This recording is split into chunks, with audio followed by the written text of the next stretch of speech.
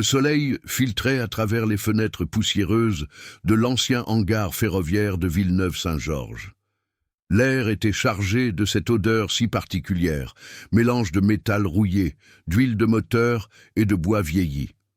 Philippe Marceau, 58 ans, responsable de la restauration des wagons historiques de la SNCF, passait sa main gantée sur la surface d'un vieux siège en velours bordeaux, usé par le temps et les milliers de voyageurs qui s'y étaient assis. Nous sommes en mai 2022. Ce matin-là, Philippe et son équipe s'affairaient autour d'une voiture de première classe datant des années 80, l'une des dernières de la série Corail à être restaurée pour le musée ferroviaire.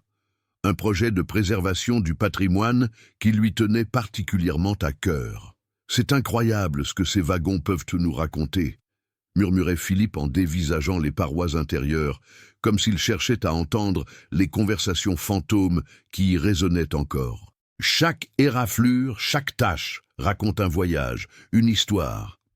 Ce qu'il ignorait alors, c'est que ce wagon particulier, le numéro 240783, allait lui révéler une histoire bien plus troublante que toutes celles qu'il avait pu imaginer. Alors que l'équipe retirait méthodiquement les sièges pour accéder à la structure, Mathilde, une jeune restauratrice de 26 ans, a remarqué quelque chose qui brillait faiblement dans l'obscurité, entre les lattes du plancher. Elle s'est agenouillée, a sorti sa lampe de poche et dirigé le faisceau vers ce point lumineux. « Philippe !»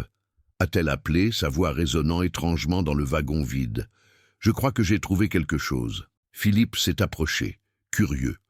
Avec précaution, Mathilde a inséré une pince fine dans l'interstice et en a extrait un petit objet circulaire. La poussière des années recouvrait un anneau doré, une alliance. « Ça arrive », a commenté Philippe. « Les gens perdent leurs bijoux. On trouve souvent des montres, des boucles d'oreilles. » Mais Mathilde a frotté délicatement la bague entre ses doigts, révélant une inscription à l'intérieur. « À Claudine, pour l'éternité, 12-05-91. » Un frisson imperceptible a parcouru l'échine de Philippe. Le 12 mai 1991. Une date qui avait marqué sa jeunesse, sa carrière. Une date qui avait hanté les gares et les trains de la région parisienne pendant des mois. La disparition inexpliquée de la femme du train, Claudine Marchal. Revenons 31 ans en arrière, dans la France du début des années 90. Le mur de Berlin était tombé depuis peu. La première guerre du Golfe venait de s'achever et le pays vivait entre optimisme économique et premières inquiétudes face à la mondialisation. Dans ce contexte, la SNCF modernisait son réseau et ses services, et le TGV incarnait la fierté française en matière de transport ferroviaire. C'est dans cette France en mouvement que Claudine Marchal, 32 ans, menait sa vie. Originaire de Bron, dans la banlieue lyonnaise, elle avait ce caractère déterminé des femmes qui savent ce qu'elles veulent. Ses cheveux châtains mi-longs encadraient un visage aux traits fins, illuminé par des yeux d'un vert profond qui semblait toujours chercher quelque chose au-delà de l'horizon. Fille d'un mécanicien et d'une couturière, Claudine n'avait pas fait d'études supérieures, mais elle possédait cette intelligence pratique et cette débrouillardise qui lui permettaient de se sortir de toutes les situations. Après quelques années comme vendeuse dans un grand magasin lyonnais, elle s'était lancée dans la vente ambulante. Elle sillonnait les marchés de la région Rhône-Alpes, proposant des vêtements et accessoires qu'elle sélectionnait avec soin auprès de grossistes parisiens. Sa vie sentimentale était plus complexe que sa vie professionnelle. Divorcée depuis 3 ans d'un mari qui supportait mal son indépendance, elle vivait seule dans un petit appartement du 3e arrondissement de Lyon. Sa sœur cadette, Martine, était la seule personne vraiment proche d'elle. Claudine était une femme libre, racontait Martine des années plus tard.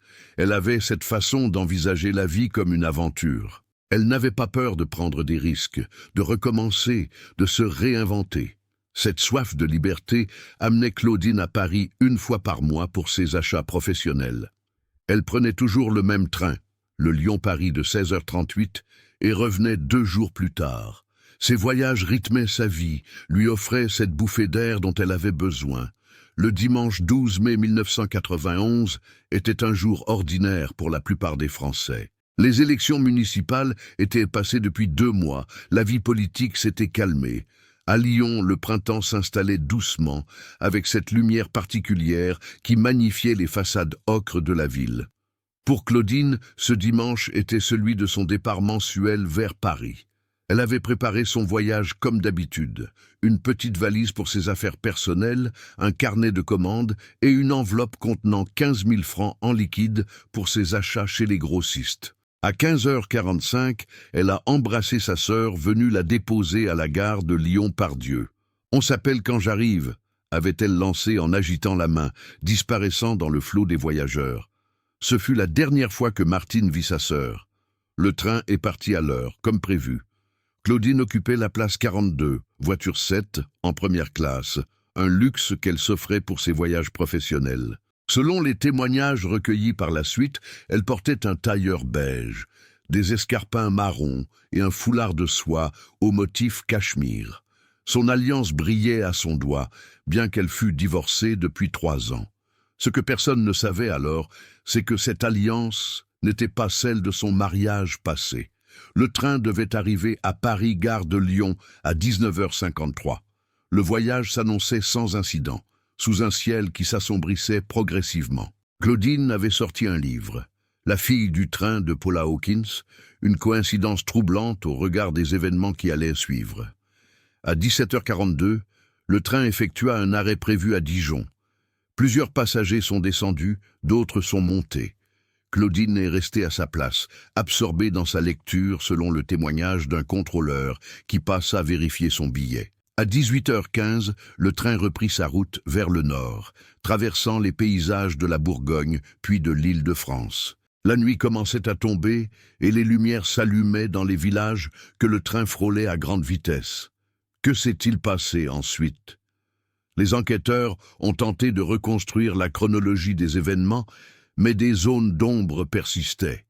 Voici ce qui a pu être établi avec certitude. À 19h37, soit 16 minutes avant l'arrivée prévue à Paris, Claudine a quitté sa place, laissant son livre ouvert sur son siège. Plusieurs passagers l'ont vue se diriger vers l'extrémité de la voiture, probablement pour se rendre aux toilettes. Elle n'est jamais revenue à sa place. À 19h53, le train est entré en gare de Paris. Les voyageurs ont rassemblé leurs bagages, formant la file habituelle dans le couloir étroit. Personne n'a remarqué l'absence de la femme au tailleur beige. Son livre est resté sur le siège, unique témoin muet de sa présence. Sa valise et son sac à main étaient toujours dans le compartiment à bagages au-dessus de sa place. Ce n'est qu'à 20h15, alors que le train se vidait de ses derniers passagers, qu'une agente de nettoyage a remarqué les affaires abandonnées. Suivant la procédure, elle les a confiées au bureau des objets trouvés de la gare. À Lyon, Martine s'inquiétait. Sa sœur n'avait pas appelé pour confirmer son arrivée, comme elle le faisait toujours. Les premiers appels sans réponse ne l'ont pas alarmée outre mesure. Claudine avait pu être retardée, avoir un problème de batterie sur son téléphone portable, encore un objet rare à l'époque. Mais quand le silence s'est prolongé jusqu'au lendemain matin, l'inquiétude s'est transformée en angoisse. Martine a appelé l'hôtel où descendait habituellement sa sœur, près de la gare du Nord. Claudine n'y avait jamais pris sa chambre réservée. À 11h22, le lundi 13 mai, Martine a signalé la disparition de sa sœur au commissariat du 3e arrondissement de Lyon. L'officier qui a pris sa déposition l'a écoutée avec une attention polie mais distante. Les adultes qui disparaissent volontairement ne sont pas rares, lui a-t-il expliqué. Sa sœur réapparaîtrait probablement dans les jours suivants. « Vous ne comprenez pas », avait insisté Martine. « Ce n'est pas dans ses habitudes. Elle avait de l'argent sur elle, des projets. Elle ne serait jamais partie sans me prévenir. » Malgré ses protestations, il a fallu 72 heures pour que la disparition de Claudine soit prise au sérieux par les autorités. Entre-temps, les objets trouvés dans le train avaient été inventoriés. Un roman, une valise contenant des vêtements et des effets personnels, un sac à main avec un portefeuille, papier d'identité, carte bancaire, un carnet d'adresses et de commandes, et l'enveloppe contenant 15 000 francs. Ce dernier détail a éveillé l'attention des enquêteurs. Il ne s'agissait pas d'une fugue, ni d'un départ volontaire. Quelle femme abandonnerait une telle somme d'argent? La brigade des personnes disparues de Paris a repris l'enquête. Les premiers jours ont été consacrés à retracer le parcours de Claudine. Les vidéos de surveillance de la gare de Lyon ont été examinées méticuleusement, sans résultat. Claudine Marchal semblait s'être volatilisée entre Dijon et Paris. Les passagers du train ont été identifiés et interrogés un par un. Personne ne se souvenait avoir vu quoi que ce soit d'inhabituel. Le contrôleur qui avait vérifié son billet se rappelait vaguement cette femme élégante, plongée dans son livre. Un couple assis quelques rangées plus loin l'avait aperçu se lever et se diriger vers le fond du wagon, mais n'avait pas prêté attention à ce geste banal. Le train lui-même a été inspecté, mais rien n'indiquait un accident ou un acte criminel. Pas de traces de lutte, pas de sang, pas d'indices qui auraient pu orienter les recherches. L'enquête s'est élargie à l'entourage de Claudine. Son ex-mari, ses amis, ses relations professionnelles, tous ont été interrogés. Aucun n'avait de mobile apparent, ni ne semblait impliqué dans sa disparition. Plus les jours passaient, plus le mystère s'épaississait. Comment une femme pouvait-elle disparaître d'un train en marche sans laisser la moindre trace? Plusieurs hypothèses ont été envisagées. Claudine aurait pu descendre volontairement à un arrêt intermédiaire, bien que cela n'explique pas l'abandon de ses affaires et de son argent. Elle aurait pu être victime d'un malaise et être descendue du train pour chercher de l'aide. Elle aurait pu rencontrer quelqu'un qu'elle connaissait et décider de le suivre, mais aucune de ces théories ne tenait vraiment la route. Et plus le temps passait, plus la piste criminelle prenait de l'importance. Une équipe d'enquêteurs a été chargée d'explorer les lieux proches des voies ferrées entre Dijon et Paris, à la recherche d'un corps ou d'indices. Des appels à témoins ont été diffusés dans les journaux et à la télévision.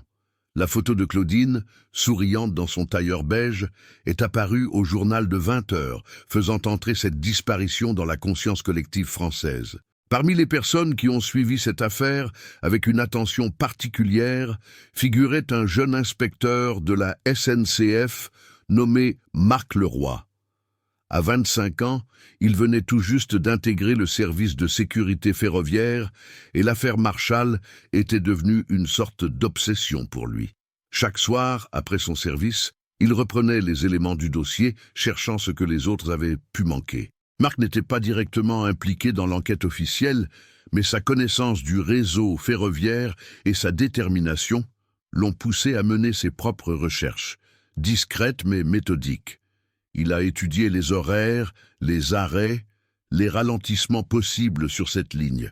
Il a passé des heures à examiner les plans des voitures corail, cherchant comment quelqu'un pourrait disparaître d'un train en mouvement. C'est lors d'une de ces soirées de recherche, en juin 1991, qu'il a remarqué quelque chose que personne n'avait relevé jusque-là.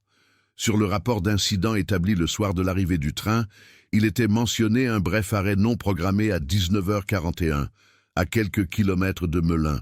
Un problème de signalisation avait immobilisé le train pendant exactement 4 minutes et 17 secondes. 4 minutes et 17 secondes pendant lesquelles Claudine Marchal aurait pu quitter le train. Mais pourquoi? Et pour aller où? Dans cette campagne isolée, alors que la nuit tombait. Marc a identifié précisément l'endroit de cet arrêt imprévu. Un tronçon de voie bordé d'un côté par un petit bois et de l'autre par des champs à perte de vue. À environ 500 mètres se trouvait une petite route départementale, peu fréquentée. Le jeune inspecteur a décidé de s'y rendre par lui-même un samedi de juin. Il a garé sa voiture sur la départementale et a marché jusqu'aux voies ferrées, suivant le chemin qu'aurait pu emprunter Claudine si elle était descendue du train à cet endroit. La végétation était dense, le terrain accidenté. Comment une femme en tailleur et escarpin aurait-elle pu se frayer un chemin ici, dans l'obscurité? Et surtout, pourquoi l'aurait-elle fait, abandonnant toutes ses affaires? À moins qu'elle n'ait pas été seule, à moins que quelqu'un ne l'ait attendue, précisément à cet endroit, profitant de cet arrêt imprévu.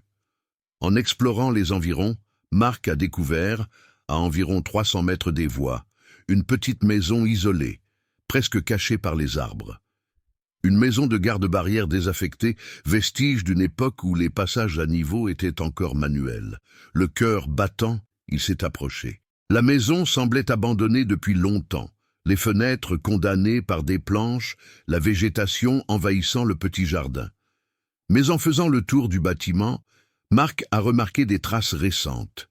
De la terre fraîchement retournée, des branches cassées, comme si quelqu'un était venu ici il y a peu. Marc a hésité. Devait-il informer la police de sa découverte? Mais que leur dirait-il exactement? Qu'il avait mené une enquête parallèle non autorisée? Qu'il avait une intuition concernant une maison abandonnée près des voies? Il a décidé de revenir avec du matériel. Le lendemain, dimanche, équipé d'une lampe torche et d'outils, il est retourné à la maison du garde-barrière. Après s'être assuré que personne ne l'observait, il a forcé une des fenêtres condamnées et s'est glissé à l'intérieur. L'odeur de renfermé et de poussière l'a pris à la gorge. La pièce principale était vide, à l'exception d'une vieille table et de 2 chaises. Sur les murs, des traces rectangulaires plus claires indiquaient l'emplacement d'anciens cadres ou photos. Marc a exploré méthodiquement chaque pièce, cherchant le moindre indice qui pourrait le relier à Claudine. Dans ce qui avait dû être une chambre, il a trouvé un vieux lit métallique et un matelas éventré. Et là, coincé entre le sommier et le mur, un petit objet a attiré son attention. Un foulard de soie au motif cachemire. Exactement comme celui que portait Claudine Marchal le jour de sa disparition. Le cœur de Marc s'est emballé. C'était la première trace tangible de la présence de Claudine après sa disparition du train. Il a soigneusement placé le foulard dans un sac plastique, comprenant qu'il venait peut-être de faire une découverte capitale. Mais alors qu'il s'apprêtait à quitter la maison, un bruit l'a figé sur place. Le craquement d'une marche sur le petit perron extérieur. Quelqu'un approchait. Dans un réflexe, Marc a éteint sa lampe et s'est plaqué contre le mur, près de la fenêtre par laquelle il était entré. Par l'interstice entre les planches, il a vu une silhouette s'approcher de la maison. Un homme d'une 50aine d'années, massif, le visage partiellement dissimulé sous une casquette.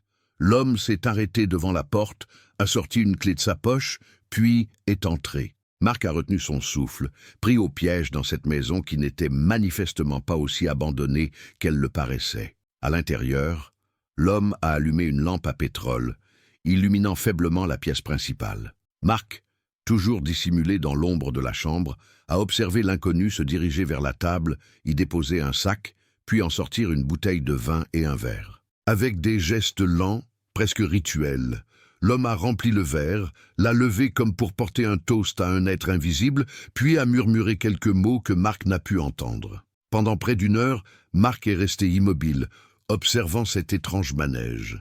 L'homme buvait, parfois parlait tout seul, puis restait de longues minutes silencieux comme perdu dans ses pensées. Finalement, l'inconnu a rangé la bouteille, éteint la lampe et quitté la maison, verrouillant soigneusement la porte derrière lui. Marc a attendu encore un long moment avant de sortir de sa cachette, le cœur battant. Qui était cet homme? Quel lien avait-il avec Claudine Marchal? Et surtout, que s'était-il passé dans cette maison isolée, ce soir de mai 1991? Avec le foulard de Claudine soigneusement rangé dans sa poche, Marc a quitté la maison par la fenêtre, décidé, cette fois, à partager sa découverte avec les enquêteurs officiels, quelles qu'en soient les conséquences pour sa carrière. Ce qu'il ignorait alors, c'est que ce foulard et l'homme mystérieux n'étaient que la partie émergée d'une histoire bien plus complexe. Une histoire d'amour clandestin, de passion dévorante et de choix impossibles qui avait commencé des mois plus tôt, dans un autre train entre Lyon et Paris. Car Claudine Marchal cachait un secret qui l'avait conduite à disparaître volontairement ce soir du 12 mai 1991, abandonnant sa vie d'avant pour en commencer une nouvelle. Un secret lié à cette alliance retrouvée 31 ans plus tard, avec son inscription mystérieuse « À Claudine, pour l'éternité ». 12/05/91. Partie 2. Le silence et la quête. Le 15 juin 1991, le bureau du commissaire divisionnaire René Bertrand, à la direction régionale de la police judiciaire de Paris, résonnait des voix tendues de ses collaborateurs. L'enquête sur la disparition de Claudine Marchal stagnait depuis plus d'un mois et la pression médiatique s'intensifiait. « Récapitulons les faits une fois encore », ordonna Bertrand en se massant les tempes. Une femme disparaît d'un train en marche, sans laisser de traces, mais abandonne toutes ses affaires et une somme d'argent conséquente. Pas de témoins directs, pas de corps, pas de mobile apparent. Face à lui, l'inspecteur principal Moreau consultait ses notes avec lassitude. Nous avons interrogé 87 passagers du train, 12 membres du personnel ferroviaire, l'ex-mari, la famille, les amis, les relations professionnelles. Personne n'a rien vu, rien entendu. C'est comme si elle s'était évaporée. C'est à ce moment précis que Marc Leroy, le jeune inspecteur de la SNCF, frappa à la porte du bureau. Il avait hésité longuement avant de venir, conscient qu'il risquait sa carrière en révélant son enquête parallèle non autorisée. « Entrez !» lança Bertrand d'une voix lasse. Marc se présenta, expliqua brièvement son rôle à la SNCF, puis exposa sa découverte. L'arrêt imprévu du train près de Melun, la maison isolée du garde-barrière et surtout le foulard de soie qu'il avait soigneusement placé dans un sac plastique. Le silence tomba dans le bureau tandis que Bertrand examinait le foulard, un silence lourd, chargé de cette électricité particulière qui accompagne les tournants décisifs. Vous réalisez que vous avez mené une enquête sans autorisation, pénétré par effraction dans une propriété privée et potentiellement contaminé une preuve? La voix de Bertrand était dangereusement calme. Marc déglutit avec difficulté. « Je réalise, monsieur, mais je n'avais pas le choix. Cette femme, je devrais vous faire arrêter sur le champ, » coupa Bertrand. Puis, après un long silence, « Mais je ne le ferai pas. Pas aujourd'hui. Vous allez tout nous dire sur cet homme que vous avez vu, et ensuite, vous allez disparaître de cette enquête. » Est-ce clair? Marc acquiesça, soulagé et déçu à la fois. Il décrivit minutieusement l'inconnu à la casquette, son comportement étrange, son rituel avec le verre de vin. Les enquêteurs notaient frénétiquement chaque détail. Quelques heures plus tard, une équipe de la brigade criminelle se rendait à la maison du garde-barrière, munie d'un mandat de perquisition. Mais ils arrivèrent trop tard. La maison avait été nettoyée de fond en comble, pas une empreinte, pas un cheveu, pas la moindre trace d'occupation récente. L'inconnu semblait s'être volatilisé, tout comme Claudine. Le foulard restait la seule preuve tangible, mais même celle-ci s'avéra décevante. Les analyses révélèrent qu'il s'agissait bien du modèle décrit par Martine comme appartenant à sa sœur. Mais aucune empreinte, aucun ADN exploitable n'y fut découvert. Marc Leroy, conformément à l'accord tacite avec Bertrand, se retira officiellement de l'enquête, mais dans l'ombre, il continua à chercher, nourrissant une obsession qui ne le quitterait plus. À Lyon, pendant ce temps, Martine Dubois vivait un autre type d'enfer. Chaque jour, sans nouvelles de Claudine, était une torture. Chaque sonnerie de téléphone faisait bondir son cœur. Chaque silhouette ressemblant à sa sœur dans la rue provoquait en elle un espoir aussi violent qu'éphémère. « Je n'arrive pas à faire mon deuil », confiait-elle à son mari, Étienne. « Comment le pourrais-je sans corps, sans certitude? Elle est peut-être encore vivante, quelque part. » Cette incertitude rongeait non seulement Martine, mais tout l'entourage de Claudine.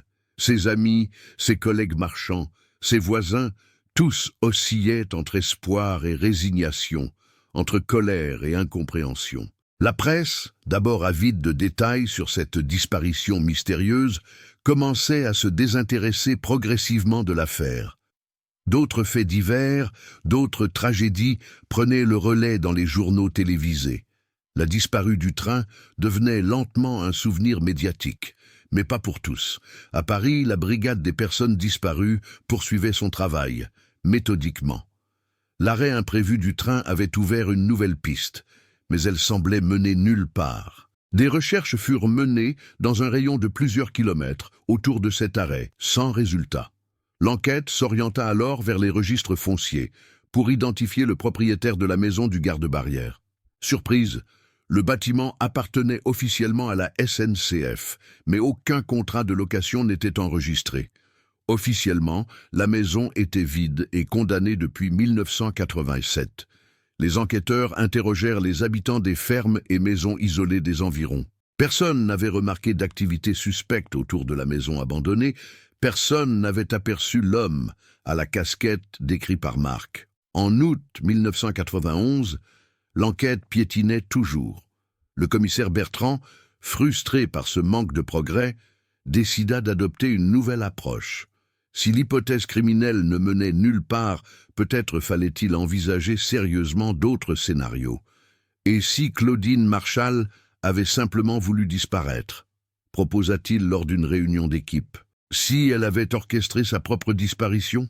Cette théorie fut accueillie avec scepticisme par ses collaborateurs. Pourquoi une femme abandonnant volontairement sa vie laisserait-elle 15 000 francs dans le train? Pourquoi ne pas emporter sa valise, ses papiers? Mais Bertrand insistait, nous devons explorer toutes les pistes, reprenons depuis le début. Qui était vraiment Claudine Marchal? Quel secret pouvait-elle cacher? Une enquête approfondie fut lancée sur la vie personnelle de Claudine. Les enquêteurs découvrirent plusieurs éléments intéressants. Des retraits d'espèces inhabituels dans les mois précédant sa disparition, des appels téléphoniques fréquents vers un numéro parisien non identifié et surtout un compte bancaire secret ouvert 6 mois plus tôt dans une petite agence de la banlieue lyonnaise. Ce compte, alimenté régulièrement par de petites sommes, contenait environ 45 000 francs au moment de sa disparition. Une somme non négligeable pour une marchande ambulante aux revenus modestes. Confrontée à ces découvertes, Martine sembla désarçonnée. « Je n'étais pas au courant de ce compte », admit-elle. Mais Claudine a toujours été indépendante, méfiante avec l'argent depuis son divorce. Son ex-mari l'avait mise dans une situation financière difficile. Quant au numéro de téléphone mystérieux, il menait à une cabine téléphonique publique située près de la gare de Lyon à Paris. Une impasse. En septembre 1991, une nouvelle piste émergea. Une femme travaillant dans une petite bijouterie du quartier de la Croix-Rousse, à Lyon, se manifesta après avoir vu un reportage sur Claudine. Elle se souvenait avoir vendu une alliance à une femme correspondant à son signalement, environ 2 mois avant sa disparition. Elle n'était pas seule, précisa la bijoutière. Il y avait un homme avec elle, grand, la cinquantaine, plutôt costaud. Il semblait très complice. L'alliance devait être gravée pour le 12 mai. La description de l'homme correspondait étrangement à celle de l'inconnu, aperçu par Marc Leroy dans la maison du garde-barrière. Les enquêteurs montrèrent des photos à la bijoutière. Elle identifia formellement Claudine, mais ne reconnut pas l'homme qui l'accompagnait parmi les clichés présentés. Cette nouvelle information renforçait l'hypothèse d'une disparition volontaire, potentiellement pour rejoindre un amant. Mais pourquoi ce mystère, cette mise en scène? Et qui était cet homme qui semblait avoir effacé toute trace de son existence? À mesure que les semaines, puis les mois passaient, l'affaire Marchal commença à s'enliser dans les méandres administratifs de la police. D'autres enquêtes, plus urgentes, mobilisaient les ressources. En décembre 1991, seuls 2 enquêteurs travaillaient encore à temps plein sur ce dossier. L'hiver 1991-1992 fut particulièrement rigoureux à Lyon. Martine, épuisée par ses mois d'angoisse et d'incertitude, tomba gravement malade. Une pneumonie la cloua au lit pendant plusieurs semaines, ajoutant la souffrance physique à sa douleur morale. « C'est comme si une partie de moi était morte avec Claudine », confiait-elle à son médecin. « Je ne sais même pas si je dois la pleurer ou l'attendre. » Au printemps 1992, presque 1 an après la disparition, la police judiciaire prit une décision difficile. L'enquête active serait suspendue, faute d'éléments nouveaux. Le dossier Marchal rejoignait les affaires non résolues, ces mystères qui hantent les archives policières. Marc Leroy, lui, ne s'était pas résigné. Bien qu'écarté de l'enquête officielle, il avait poursuivi ses recherches pendant son temps libre. Sa quête l'avait conduit à explorer une nouvelle piste, les autres disparitions similaires sur le réseau ferroviaire français. À sa grande surprise, il découvrit 2 cas présentant des similitudes troublantes avec celui de Claudine.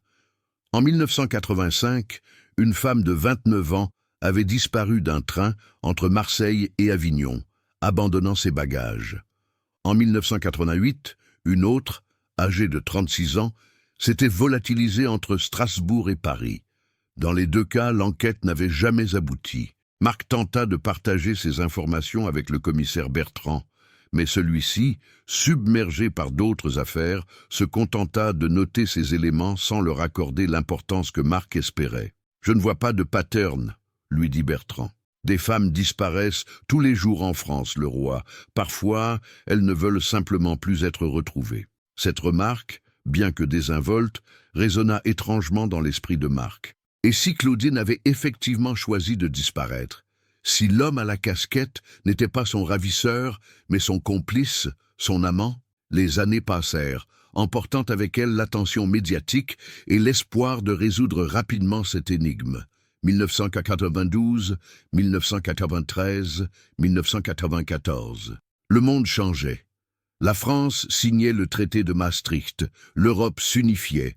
Internet commençait sa lente pénétration dans les foyers. À Lyon, Martine avait créé une association, Retrouver Claudine, qui organisait régulièrement des événements pour maintenir vivant le souvenir de sa sœur et sensibiliser le public aux disparitions inexpliquées.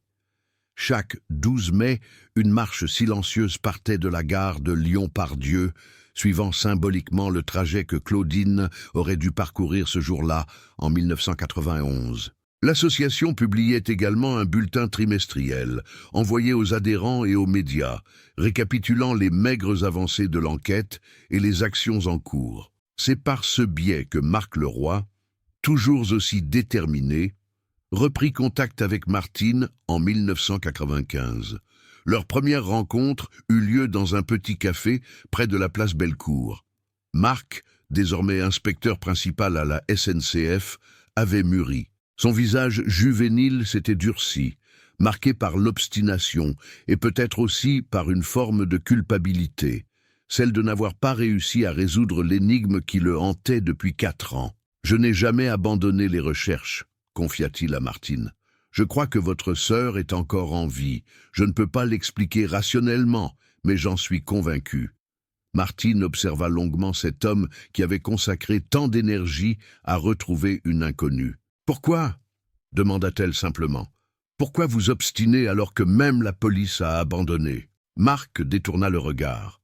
Comment expliquer cette obsession qui l'habitait? Ce besoin viscéral de comprendre, de résoudre? « Disons que j'ai une dette envers la vérité, » répondit-il finalement.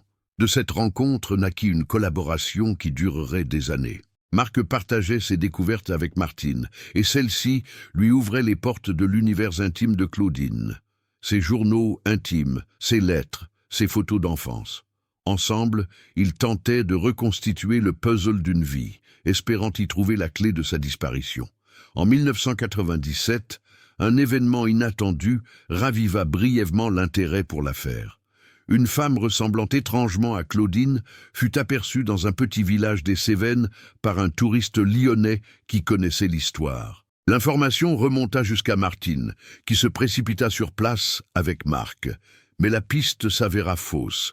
La femme en question, bien que présentant une ressemblance troublante avec Claudine, était une artiste installée dans la région depuis plus de 10 ans. L'espoir, une fois de plus, retomba aussi vite qu'il était né. Cette même année, la maison du garde-barrière, qui avait tant intrigué Marc, fut finalement démolie dans le cadre d'un projet d'aménagement ferroviaire. Avec elle disparaissait un témoin silencieux, peut-être détenteur de secrets qui ne seraient jamais révélés. À l'aube du nouveau millénaire, l'affaire Marchal semblait définitivement condamnée à rester l'un de ces mystères non résolus qui alimentent les conversations et les théories les plus folles. Internet facilitait désormais le partage d'informations et plusieurs forums étaient dédiés au cold case français, dont celui de Claudine. Marc Leroy, promu à un poste de responsabilité au sein de la sécurité de la SNCF, avait dû réduire le temps consacré à ses recherches personnelles. Mais il n'avait pas renoncé. Jamais. En 2001, 10 ans après la disparition, il prit une décision qui allait changer sa vie. Demander une disponibilité professionnelle d'1 an pour se consacrer entièrement à l'enquête. Sa hiérarchie, perplexe mais compréhensive, accepta. Pendant cette année, Marc reprit méthodiquement chaque élément du dossier, réinterrogea les témoins encore vivants, explora des pistes abandonnées. Il se rendit à Melun, à l'emplacement exact où la maison du garde-barrière s'était dressée, espérant peut-être que le lieu lui parlerait, lui révélerait ce qu'il avait manqué. C'est là, par un froid matin de novembre 2001, qu'il fit une rencontre qui allait relancer l'affaire de façon inattendue. Alors qu'il arpentait mélancoliquement le terrain vague, un vieil homme s'approcha de lui. « Vous cherchez quelque chose, monsieur ?» demanda le vieillard, appuyé sur une canne. Marc hésita. « Ou quelqu'un, peut-être, une histoire ancienne. » Le vieil homme sourit tristement. « La maison du garde-barrière ? J'étais là quand ils l'ont démolie. » Triste spectacle. Marc sentit son cœur s'accélérer. « Vous connaissiez cette maison ? Je connais toute l'histoire de ce bout de terre, jeune homme. J'ai été cheminot pendant 42 ans. Cette maison, c'était celle de Georges Lefort, le dernier garde-barrière avant l'automatisation. Un homme étrange, solitaire. Il est mort en 1987 et la maison aurait dû être vendue. Mais il y a eu un problème administratif et elle est restée vide. » Vide ? Marc fixait intensément le vieil homme. « Personne ne l'a occupée après 1987 ?» Le vieillard eut un petit rire. « Officiellement, non. Mais officieusement. Je vis juste là-bas, voyez-vous. » Il pointa sa canne vers une petite ferme visible au loin. « Et j'ai de bons yeux, malgré mon âge. Cette maison n'a jamais été vraiment abandonnée. Il y avait des va-et-vient, surtout le soir. Un homme venait régulièrement, toujours seul au début, puis parfois accompagné. » Marc sentit un frisson le parcourir. « Cet homme, vous pourriez le décrire ? Grand, costaud, il portait souvent une casquette. Je l'ai vu pour la dernière fois au printemps 1991. Après, plus rien. Et la personne qui l'accompagnait parfois, le vieil homme plissa les yeux comme pour mieux voir dans ses souvenirs. Une femme, je crois, je ne l'ai aperçue que de loin, mais elle avait l'air jeune, élégante, des cheveux mi-longs. Marc dut se retenir de ne pas agripper le vieillard par les épaules. « Pourquoi n'avez-vous jamais parlé à la police ? Il y a eu une enquête, des recherches. » « Personne ne me l'a demandé, » répondit simplement le vieil homme. « Et puis, ce n'était pas mes affaires. Les gens ont droit à leurs secrets, non ?» Cette conversation bouleversa Marc. Voici enfin un témoin direct, quelqu'un qui avait vu l'homme mystérieux, et peut-être Claudine elle-même, fréquenter régulièrement la maison abandonnée. Une preuve que ses intuitions n'étaient pas vaines. Il convainquit le vieil homme, qui s'appelait Albert Meunier, de témoigner officiellement. Grâce à cette nouvelle piste, le dossier Marchal fut rouvert en janvier 2002. Une équipe de la division des affaires non résolues reprit l'enquête. Albert Meunier travailla avec un portraitiste pour reconstituer le visage de l'homme à la casquette. Le portrait robot fut diffusé dans les médias et comparé aux fichiers de police. Mais encore une fois, la piste sembla mener nulle part. L'homme ne correspondait à aucun criminel connu et personne ne se manifesta pour l'identifier. Les années continuèrent de s'écouler, transformant peu à peu l'affaire Marchal en légende urbaine, en mystère presque romantique. Les théories les plus folles circulaient. Claudine aurait rejoint une secte, se serait suicidée, aurait été enlevée par des trafiquants, ou encore aurait simplement choisi de disparaître pour recommencer une nouvelle vie. En 2011, 20 ans après la disparition, Martine organisa une cérémonie commémorative à Lyon. Marc y assista, le visage marqué par 2 décennies d'obstination et de déception. Il avait vieilli prématurément, ses cheveux grisonnants encadrant un visage aux traits tirés. « Je n'ai pas tenu ma promesse », murmura-t-il à Martine après la cérémonie. « Je n'ai pas retrouvé Claudine. » Martine prit ses mains dans les siennes. « Vous n'avez jamais abandonné. C'est déjà beaucoup, Marc. Plus que ce que beaucoup auraient fait. » Cette même année, une avancée technologique majeure aurait pu faire progresser l'enquête, la généralisation des tests ADN et la création de bases de données génétiques.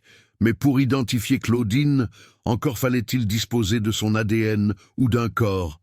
Et puis 20 mai 2022, 31 ans après la disparition, dans ce hangar ferroviaire poussiéreux de Villeneuve-Saint-Georges, une jeune restauratrice nommée Mathilde découvrait une alliance entre les lattes du plancher d'un vieux wagon corail. Une alliance avec une inscription « À Claudine pour l'éternité, 12 05 91 ». L'information remonta rapidement à Philippe Marceau, responsable de la restauration, qui contacta immédiatement la police. Le wagon numéro 24C600K83, après recherche, s'avéra être exactement celui dans lequel Claudine Marchal avait voyagé le jour de sa disparition. Marc Leroy, désormais à la retraite, fut informé de cette découverte par un ancien collègue. Il se précipita à Villeneuve-Saint-Georges, le cœur battant comme celui d'un jeune homme. L'Alliance, soigneusement préservée dans un sachet hermétique, semblait miraculeusement préservée malgré les décennies passées. Les techniques modernes d'analyse permirent d'extraire des traces ADN du bijou, notamment de minuscules cellules épithéliales, restées coincées dans les gravures intérieures. Comparé à l'ADN de Martine, le résultat fut formel. L'Alliance avait bien appartenu à Claudine. Mais ce n'était pas tout. Les enquêteurs découvrirent également, sur le bijou, des traces d'ADN masculin, un profil inconnu qui ne figurait dans aucune base de données. L'homme à la casquette, peut-être. La date gravée sur l'Alliance, le 12 mai 1991, correspondait exactement au jour de la disparition de Claudine. Comme si cette date avait été choisie, programmée. Comme si la disparition n'était pas un accident, mais un rendez-vous. Cette découverte relança complètement l'enquête. Les médias s'emparèrent à nouveau de l'affaire, fascinés par ce rebondissement digne d'un roman policier. Marc Leroy, revigoré par cette nouvelle piste, reprit ses recherches avec une énergie renouvelée. Cette alliance confirmait ses intuitions. Claudine n'avait pas été victime d'un crime, mais avait probablement orchestré sa propre disparition. Mais pourquoi? Et avec qui? En fouillant dans les archives du wagon 24783, il fit une autre découverte surprenante. Le train avait effectivement subi un arrêt imprévu près de Melun le 12 mai 1991. Mais cet arrêt n'était pas dû à un problème de signalisation, comme l'indiquait le rapport officiel. Le conducteur avait délibérément immobilisé le train pendant exactement 4 minutes et 17 secondes, avant de reprendre sa route comme si de rien n'était. Ce conducteur, un certain Roland Meunier, avait pris sa retraite en 1995 et était décédé en 2010. Mais son nom résonna étrangement aux oreilles de Marc, Meunier comme Albert Meunier, le vieil homme qui vivait près de la maison du garde-barrière. Une rapide vérification confirma ses soupçons. Roland était le frère cadet d'Albert. Les deux hommes avaient travaillé pour la SNCF toute leur vie. Et si tout était lié, murmura Marc pour lui-même, si le conducteur, le vieil homme, l'inconnu à la casquette, si tous faisaient partie d'un plan élaboré, avec cette nouvelle théorie en tête, Marc retourna voir Albert Meunier, désormais âgé de 92 ans et résidant dans une maison de retraite près de Melun. « Je me demandais quand vous reviendriez », l'accueillit le vieil homme, avec un sourire énigmatique. « Vous avez trouvé l'Alliance, n'est-ce pas ?» Marc le fixa, stupéfait. « Comment savez-vous ? Ils avaient tout prévu, vous savez, jusqu'au moindre détail. L'Alliance devait être trouvée un jour. C'était une promesse qu'ils lui avaient faite. Une preuve qu'ils avaient réussi. »« Qui ? De qui parlez-vous » Albert Meunier sourit à nouveau, ses yeux plissés brillants d'une lueur malicieuse. « De mon frère Roland, bien sûr, et de l'homme à la casquette, et de la femme du train, celle que vous appelez Claudine Marchal. Il m'avait fait promettre de ne jamais rien dire, mais maintenant que l'Alliance est réapparue, le vieil homme se pencha vers Marc, baissant la voix, comme pour lui confier un secret précieux. Si vous voulez vraiment comprendre, cherchez la maison au bord du lac, à Saint-Pierre-de-Curtille, en Savoie. C'est là qu'ils ont commencé leur nouvelle vie. C'est là que votre histoire trouvera peut-être sa fin. Marc sentit son cœur s'emballer.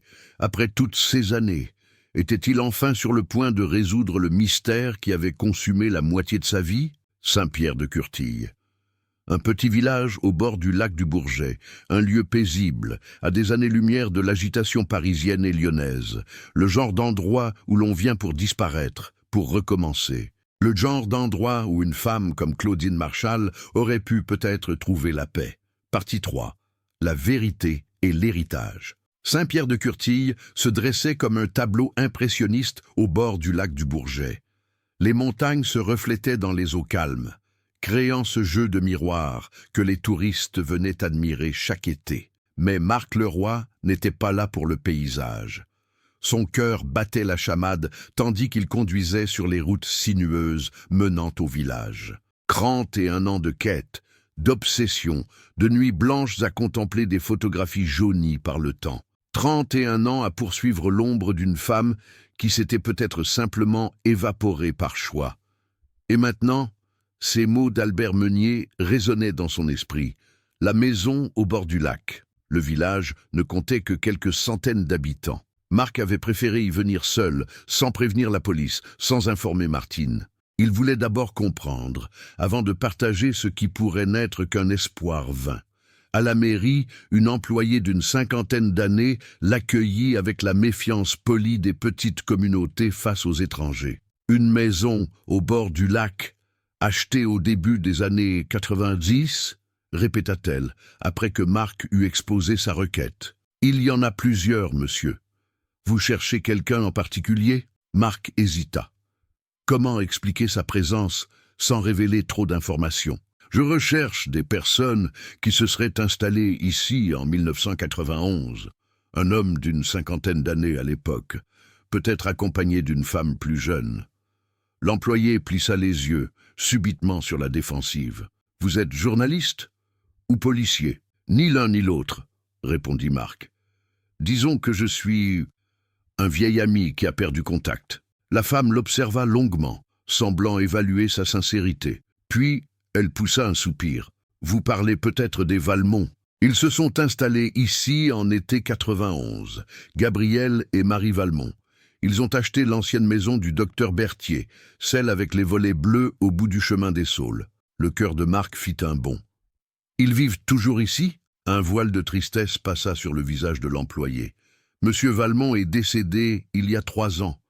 Cancer du poumon. Marie vit toujours dans la maison, mais elle sort peu. Une femme discrète, vous savez.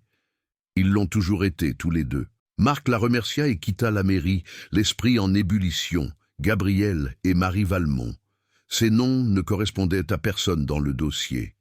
Et pourtant, le chemin des Saules serpentait le long du lac, ombragé par les arbres qui lui avaient donné son nom.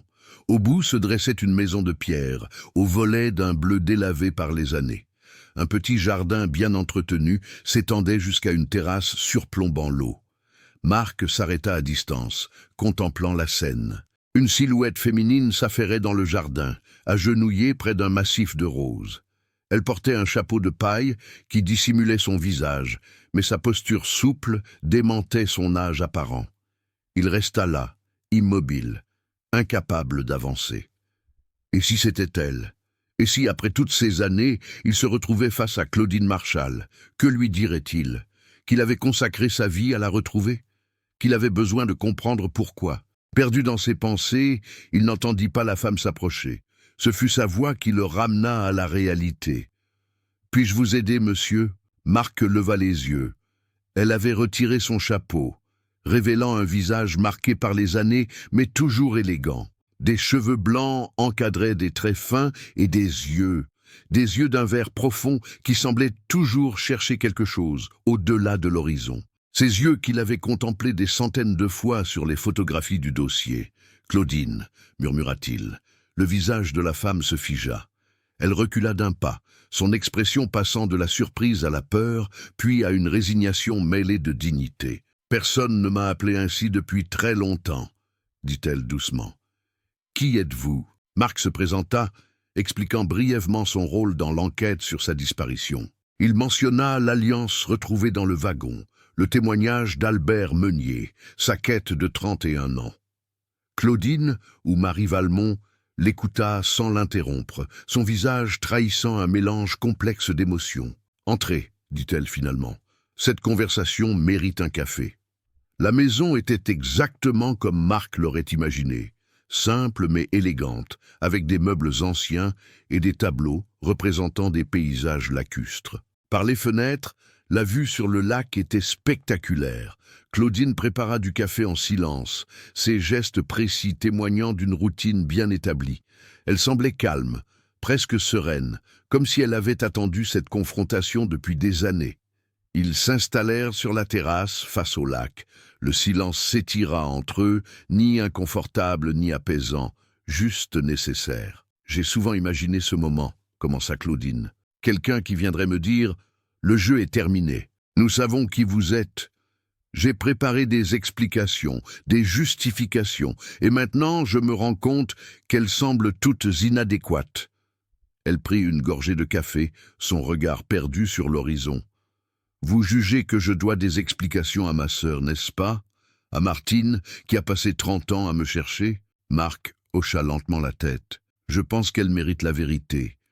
Comme toutes les personnes qui ont souffert de votre disparition. Un sourire triste étira les lèvres de Claudine. La vérité, elle est à la fois simple et complexe. Je suis parti parce que je devais partir, parce que je n'avais pas d'autre choix. À cause de l'homme à la casquette, Gabriel Valmont. À cause de lui, oui, mais pas comme vous l'imaginez. Elle se leva et rentra dans la maison, revenant quelques instants plus tard avec une boîte en bois poli. De cette boîte, elle sortit une photographie qu'elle tendit à Marc. L'image montrait un homme d'une 50aine d'années, grand et solidement bâti, au visage sévère adouci par un léger sourire.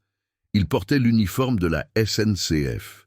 « Gabriel Fournier », présenta Claudine. « Chef de train sur la ligne Paris-Lyon pendant 28 ans.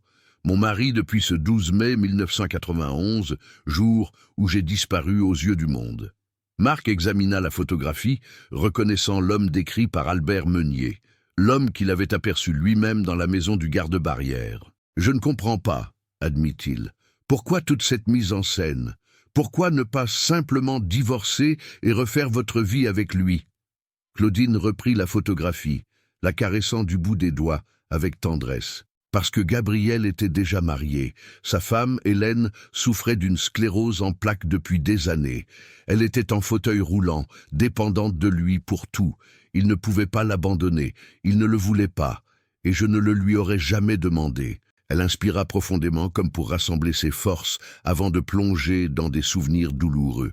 Nous nous sommes rencontrés en janvier 1990, dans un train Paris-Lyon. J'étais assise à ma place habituelle, et il est venu vérifier mon billet. Nos regards se sont croisés, et je sais que ça semble romanesque, presque ridicule, mais quelque chose s'est passé ce jour-là. Nous nous sommes reconnus, comme si nous nous étions toujours connus. Les mois suivants avaient été un tourbillon d'émotions. Gabriel et Claudine se retrouvaient lors de ces voyages mensuels à Paris, des conversations dans le train, puis des rendez-vous discrets dans des cafés parisiens, et enfin des après-midi entiers passés dans la maison du garde-barrière que Gabriel avait secrètement aménagée. Ce n'était pas seulement une histoire de passion, insista Claudine. Gabriel était mon âme sœur, aussi cliché que cela puisse paraître. Il me comprenait comme personne ne m'avait jamais comprise. Avec lui, j'étais entière. Mais leur bonheur était assombri par l'impossibilité de leur situation. Gabriel ne pouvait abandonner sa femme malade, et Claudine refusait d'être simplement l'autre femme, condamnée à des rencontres furtives. En décembre 1990, Hélène a appris qu'il lui restait moins d'1 an à vivre. La maladie progressait rapidement. Gabriel était dévasté, bien sûr. Il l'aimait à sa façon. Ils avaient partagé 25 ans de leur vie.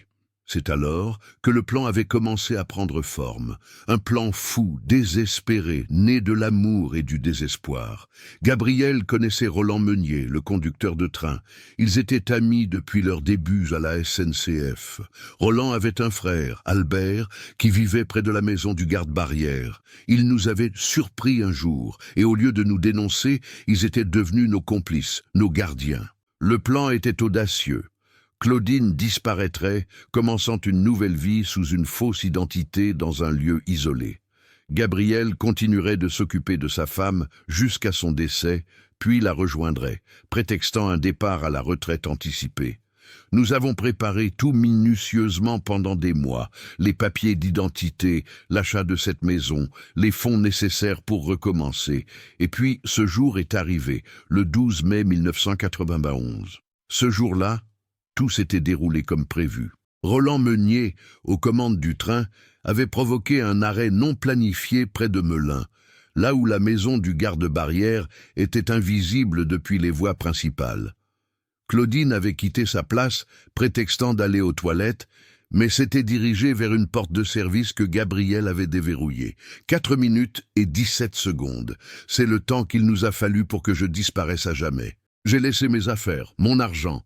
Tout devait faire croire à un acte criminel. Je me souviens de Gabriel me glissant l'alliance au doigt avant que je ne descende. Pour l'éternité, m'a-t-il dit. L'alliance que Claudine portait ce jour-là n'était pas celle de son précédent mariage, mais celle que Gabriel lui avait offerte. Une promesse d'avenir. Elle l'avait délibérément laissé tomber entre les lattes du plancher, un message pour le futur, une preuve qu'elle était partie de son plein gré. Albert m'attendait avec une voiture. Nous avons rejoint la maison où j'ai passé les semaines suivantes, le temps que l'enquête se calme un peu. J'ai changé d'apparence, appris à répondre au nom de Marie. Et puis je suis venu ici, dans cette maison, pour attendre Gabriel. L'attente avait duré presque 2 ans. 2 ans pendant lesquels Claudine, devenue Marie, avait vécu recluse, ne sortant que rarement, toujours avec la crainte d'être reconnue. Gabriel venait la voir aussi souvent que possible, prétextant des voyages professionnels. Hélène est décédée en février 1993. Gabriel m'a rejointe 3 mois plus tard, après avoir respecté une période de deuil convenable. Nous nous sommes mariés officiellement, en tant que Gabriel et Marie Valmont. Une nouvelle vie. Elle fit une pause, semblant perdue dans ses souvenirs. Nous avons été heureux, vous savez. 26 années de bonheur tranquille, ici, au bord de ce lac. Gabriel peignait, un talent qu'il n'avait jamais eu le temps d'explorer avant. Je donnais des cours particuliers de littérature aux enfants du village. Une vie simple, mais pleine. Marc écoutait, fasciné et troublé par ce récit. Une disparition volontaire, orchestrée avec une précision chirurgicale. Un amour assez fort pour justifier de tels sacrifices, de tels mensonges. Et Martine ? Demanda-t-il finalement. N'avez-vous jamais pensé à sa souffrance, à ce qu'elle a enduré, croyant que sa sœur avait été assassinée? Une ombre passa sur le visage de Claudine. Pour la première fois, elle détourna le regard. J'y ai pensé chaque jour, chaque heure. C'est la seule partie de mon choix que je n'ai jamais pu justifier complètement, même à mes propres yeux. Elle se leva, s'approcha de la balustrade de la terrasse.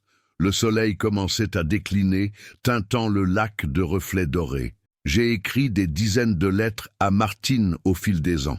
Des lettres que je n'ai jamais envoyées, bien sûr.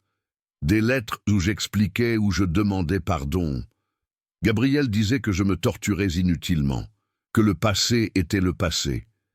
Mais le passé ne disparaît jamais vraiment, n'est-ce pas, monsieur le roi? Il nous attend patiemment, jusqu'à ce que nous soyons prêts à lui faire face. Elle se tourna vers lui, le visage empreint d'une détermination nouvelle. Je suppose que vous allez informer la police, que je vais devoir répondre de mes actes. Marc hésita. La loi était claire. Simuler sa propre disparition n'était pas un crime en soi. Claudine n'avait tué personne, n'avait escroqué personne. Elle avait simplement choisi de disparaître, de devenir quelqu'un d'autre. Les seules victimes étaient ceux qui l'avaient pleuré, sa sœur, ses amis. Ce n'est pas à moi de décider, dit-il finalement. Mais à vous. Qu'allez-vous faire maintenant que votre secret est découvert? Claudine sourit tristement. La vraie question est, qu'allez-vous faire, vous? 31 ans de votre vie consacrés à me retrouver. Et maintenant que c'est fait, que reste-t-il? La question frappa Marc de plein fouet. Qu'espérait-il vraiment en venant ici? La justice? Une forme de rédemption personnelle? Ou simplement des réponses? Je veux que Martine sache la vérité, dit-il simplement. Elle le mérite. Claudine hocha lentement la tête. Oui, elle le mérite. Et c'est pourquoi je vais vous demander un service, monsieur le roi. Donnez-moi 1 semaine, 7 jours pour mettre mes affaires en ordre, pour préparer ce que je dois dire à ma sœur. Et ensuite, je reviendrai avec vous à Lyon. Je ferai face aux conséquences de mes choix. Marc considéra sa proposition. 1 semaine ne changerait rien après 31 ans. Et quelque chose dans le regard de Claudine lui disait qu'elle ne fuirait pas. Pas cette fois. 1 semaine, accepta-t-il. Pas un jour de plus. Il quitta la maison au volet bleu avec des sentiments contradictoires. Il avait résolu l'énigme qui avait consumé sa vie. Claudine était vivante. Elle avait choisi de disparaître. Mais cette résolution n'apportait pas le soulagement qu'il avait espéré. Seulement plus de questions, plus de complexité. De retour à Lyon, Marc dut faire face à un dilemme moral. Devait-il informer immédiatement Martine, prévenir la police, ou respecter sa promesse à Claudine et attendre une semaine? Il choisit un compromis. Il contacta le commissaire Bertrand, désormais retraité, et lui exposa la situation dans les grandes lignes, sans révéler l'emplacement exact de Claudine. Bertrand, après avoir exprimé sa stupéfaction, confirma ce que Marc pensait déjà. Juridiquement, Claudine n'avait probablement commis aucun crime punissable. Ce qui ne veut pas dire qu'elle ne devra pas faire face à des conséquences, précisa l'ancien commissaire, notamment civiles, si sa sœur décide de poursuivre pour préjudice moral, sans parler du tribunal de l'opinion publique. Marc passa les jours suivants dans un état d'agitation constante, vérifiant son téléphone toutes les heures, s'attendant à ce que Claudine change d'avis, qu'elle disparaisse à nouveau. Mais elle tint parole. Une semaine exactement après leur rencontre, elle l'appela pour lui dire qu'elle était prête. Marc retourna à Saint-Pierre-de-Curtille le lendemain. Claudine l'attendait, une petite valise à ses pieds. Elle avait changé sa coiffure, adoptant un style plus proche de celui qu'elle portait 30 ans plus tôt, comme si elle tentait de recréer un pont vers son ancienne identité. « J'ai préparé la maison pour une longue absence », expliqua-t-elle en montant dans la voiture de Marc, bien que je ne sache pas si je pourrais y revenir un jour. Le trajet jusqu'à Lyon se déroula dans un silence chargé d'émotions. Claudine regardait défiler les paysages, parfois souriant doucement à un souvenir, parfois essuyant discrètement une larme. « J'ai réfléchi à ce que je dirais à Martine », confia-t-elle alors qu'ils approchèrent de la ville. « J'ai imaginé des dizaines de scénarios, des explications élaborées, et puis j'ai réalisé qu'il n'y avait qu'une seule chose à dire. Je suis désolé d'avoir choisi mon bonheur au détriment du tien. » Marc acquiesça en silence. Quelle autre explication pourrait jamais suffire? Martine habitait toujours Lyon, dans un petit appartement du 6e arrondissement. Marc avait organisé leur rencontre dans un lieu neutre, un salon privé d'un hôtel discret, où ils pourraient parler sans être dérangés. Quand ils arrivèrent, Martine était déjà là, nerveuse, agitée. Marc lui avait simplement dit qu'il avait des informations cruciales sur sa sœur, sans préciser leur nature. Elle se leva à leur entrée, ses yeux passant de Marc à la femme qui l'accompagnait. Pendant un instant, elle ne sembla pas la reconnaître. 30 années séparaient l'image qu'elle gardait de sa sœur et la femme aux cheveux blancs qui se tenait devant elle. Puis la reconnaissance frappa, brutale, viscérale. Claudine. Sa voix n'était qu'un souffle, un murmure incrédule. Claudine fit un pas en avant, tremblante. « Bonjour, Martine. » Le temps sembla se figer. Les deux sœurs se dévisageaient, séparées par 3 décennies de silence, de douleur, de vies vécues en parallèle. Puis Martine fit ce que personne n'aurait pu prévoir. Elle s'avança et prit sa sœur dans ses bras, la serrant comme si elle craignait qu'elle ne disparaisse à nouveau. « Tu es vivante », répétait-elle, les larmes coulant librement sur son visage. « Tu es vivante ». Marc s'éclipsa discrètement, les laissant à leur retrouvailles. Ces moments n'appartenaient qu'à elle. Les explications, les récriminations peut-être, mais surtout, la redécouverte d'un lien que même 30 ans de séparation n'avaient pu briser complètement. Il revint 2 heures plus tard. Les deux sœurs étaient assises côte à côte, leurs mains entrelacées. Leurs visages portaient les traces de larmes, mais une paix nouvelle semblait les habiter. « Martine m'a pardonné », annonça simplement Claudine en voyant Marc.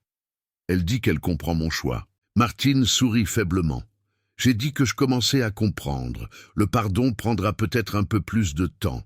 Mais nous avons du temps maintenant. » Les jours qui suivirent furent intenses. Claudine rencontra les enquêteurs qui avaient travaillé sur sa disparition, expliquant patiemment les circonstances de son choix. Comme l'avait prédit Bertrand, aucune poursuite pénale ne fut engagée contre elle. L'affaire fit la une des journaux, bien sûr. « La disparue du train réapparaît après 31 ans », titrait Lyon Matin. Une histoire d'amour derrière la mystérieuse disparition de 1991, proclamait Le Progrès. Les réactions du public étaient divisées. Certains voyaient dans l'histoire de Claudine un acte d'égoïsme impardonnable. D'autres y lisaient un roman d'amour digne des plus grandes histoires romantiques. Les réseaux sociaux s'enflammèrent, chacun y allant de son commentaire, de son jugement. Mais au milieu de cette tempête médiatique, quelque chose d'inattendu se produisait. Claudine et Martine reconstruisaient leur relation. Jour après jour, conversation après conversation, elles réapprenaient à se connaître, à s'aimer. « C'est étrange », confia Martine à Marc lors d'un café. « Pendant 30 ans, j'ai cherché ma sœur, et maintenant qu'elle est là, je découvre que je cherche encore la personne qu'elle était. Marie Valmont est différente de la Claudine que j'ai connue, plus calme, plus réfléchie, comme si elle avait trouvé une paix que l'ancienne Claudine cherchait désespérément. » Marc comprenait ce sentiment. Lui aussi devait accepter que la femme qu'il avait poursuivie pendant 3 décennies n'existait plus vraiment. La quête était terminée, mais l'après-quête s'avérait tout aussi complexe. Un mois après les retrouvailles, Claudine invita sa sœur à Saint-Pierre-de-Curtille. Martine hésita, puis accepta, curieuse de voir la vie que sa sœur s'était construite. Marc les accompagna à leur demande.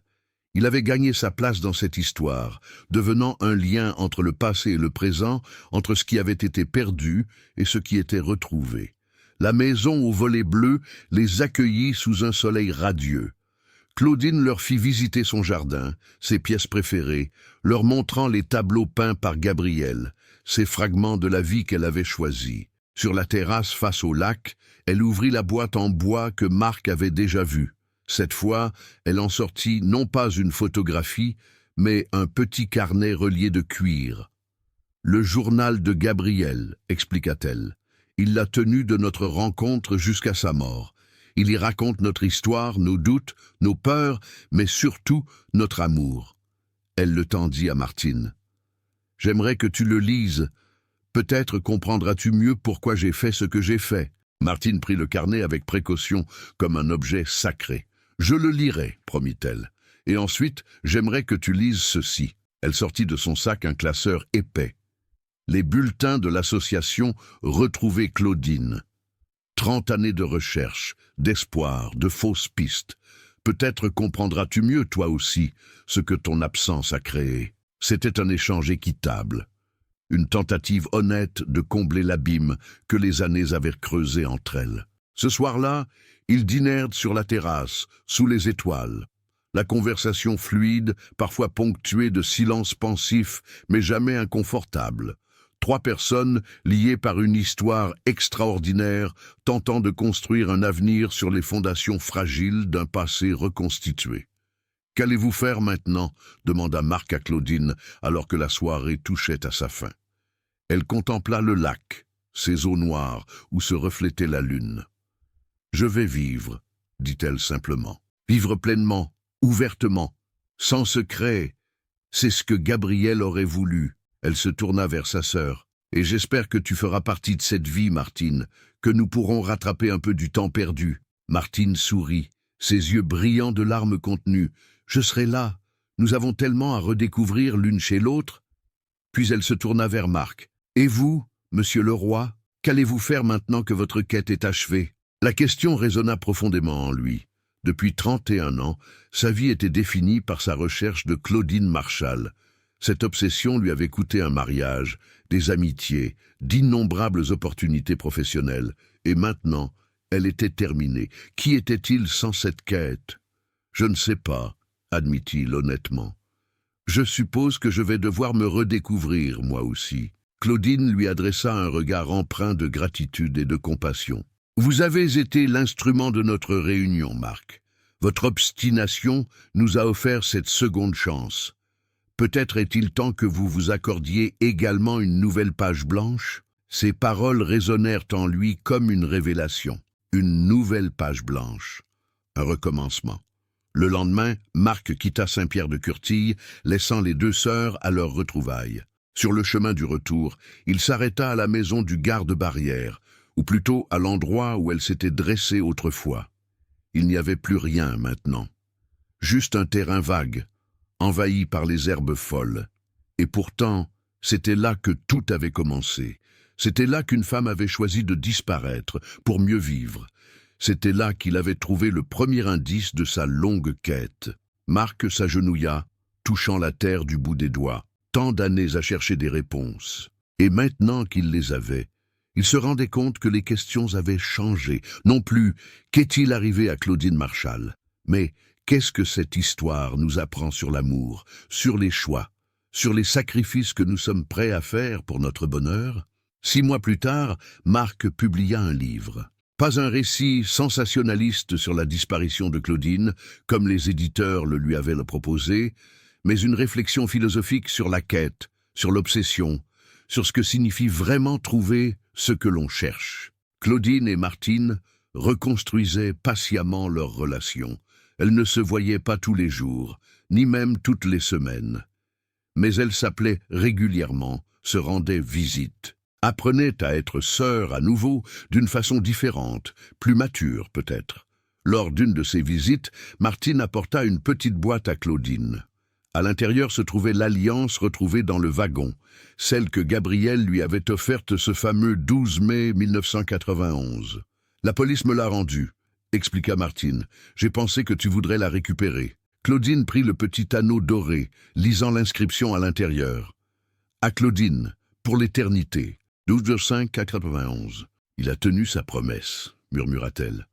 Notre amour a duré jusqu'à la fin de sa vie. » Elle glissa l'alliance à son doigt, aux côtés de celle que Gabriel lui avait passée lors de leur mariage officiel, en tant que Marie Valmont.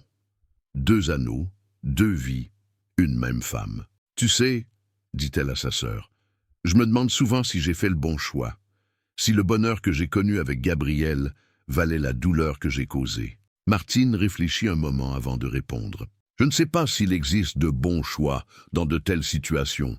Tu as choisi ce qui te semblait nécessaire à ce moment-là. Nous faisons tous des choix qui blessent les autres, d'une façon ou d'une autre.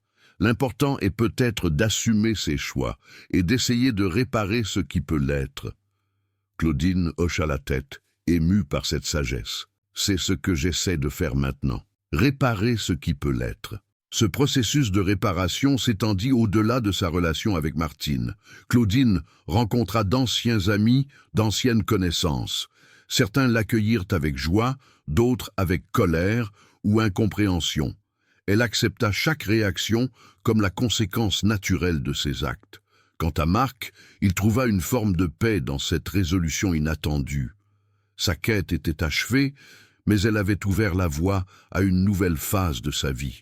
Il commença à donner des conférences sur la persistance, sur l'importance de ne jamais abandonner une recherche, même quand tout semble perdu. Un jour, presque 1 an après leur première rencontre à Saint-Pierre-de-Curtille, il reçut une invitation de Claudine et Martine. Elles organisaient une petite cérémonie au bord du lac, une commémoration pour Gabriel, mais aussi une célébration de leur retrouvailles. Marc s'y rendit, ému par ce geste d'inclusion. Sur la terrasse de la maison au volet bleu, ils levèrent leurs verres au soleil couchant. « À Gabriel, dit Claudine, qui m'a appris que l'amour peut être assez fort pour créer une nouvelle vie. À Martine, ajouta-t-elle en regardant sa sœur, et qui m'a appris que les liens du sang peuvent survivre même aux plus longues absences. » Puis elle se tourna vers Marc. « Et à vous, Marc Leroy, qui nous avez montré que la vérité finit toujours par émerger, si quelqu'un a le courage de la chercher sans relâche. » Ils burent en silence, contemplant le lac qui s'assombrissait. 3 vies marquées par une disparition, transformées par une réapparition. 3 personnes qui avaient appris, chacune à sa façon, que les histoires ne se terminent jamais vraiment, qu'elles évoluent simplement, prennent de nouvelles formes. La nuit tombait doucement sur le lac du Bourget. Dans le ciel, les premières étoiles apparaissaient, témoins silencieux de cette scène d'apaisement. « Vous savez, dit Marc en contemplant ce tableau paisible, il y a un vieux proverbe italien qui dit « La justice peut tarder, mais elle n'oublie jamais. » Je l'ai longtemps compris comme une promesse que les coupables seraient punis. Mais peut-être que la vraie justice n'est pas dans la punition, mais dans la vérité. Dans la possibilité de comprendre, d'accepter et finalement de continuer à vivre. Claudine sourit, ses yeux verts reflétant les dernières lueurs du jour. Peut-être que la vraie justice est simplement de pouvoir faire face à son passé sans se perdre dans ses ombres. Martine prit la main de sa sœur retrouvée, et de reconnaître que même les histoires les plus douloureuses peuvent trouver une forme de rédemption. Ils restèrent ainsi, silencieux et apaisés, tandis que la nuit enveloppait le lac. Une page était tournée. Une nouvelle s'ouvrait, blanche et pleine de promesses, comme le chemin qui s'étendait devant eux dans la lumière déclinante du jour.